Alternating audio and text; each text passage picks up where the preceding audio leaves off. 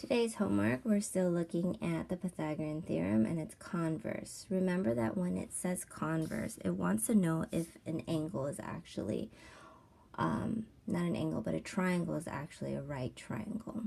So for number 1 through 6, they just want to know if the equation is true or false for a squared plus b squared equals c squared. And we went through all of these before, so you're going to be able to do those on your own. If you look through your notes, we wrote down different ways to add a squared plus b squared equals c squared, or we can do subtraction.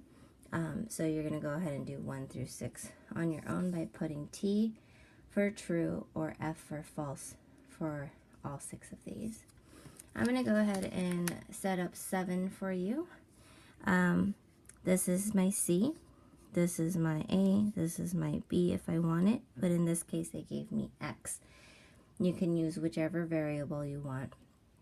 And then I notice in the answers it wants me to simplify my answers. That means my answers are not going to be in decimal form. They're actually still going to be in radical form or whole numbers. So since I have to look for B, I'm going to use C squared minus A squared equals B squared. So my C is square root of 19, and my A is square root of 7, and I don't know B. So remember in class I talked about how the square root is actually half. So half of 2 actually gives me 1. So these cancel out. Right when you have a square and a square root, they cancel out. So I end up with a whole number 19 minus 7 equals b squared. So I have 19 minus 17, which gives me 12 equals b squared. I need to square root both in order to just find b. So b right now is square root of 12. But that is not my simplest form. If I want to simplify, I need to do the factor tree. So I have 12, and that gives me 3 times 4. And then 2 times 2.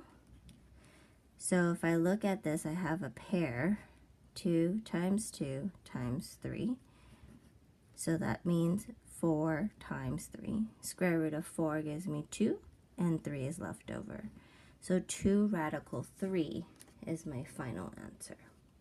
If we take a look, let's label these again. This is C. This could be A or B. It's up to you.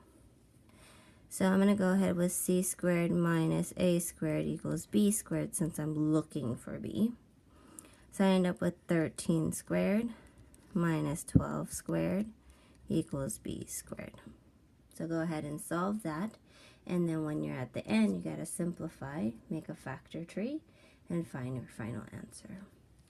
And then for number 9, we're looking for C. I have A, I have B. So I'm going to use A squared plus B squared equals C squared. My A is going to be 6, my B is going to be 5, and I'm solving for C, and make sure that you have it as your simplified version.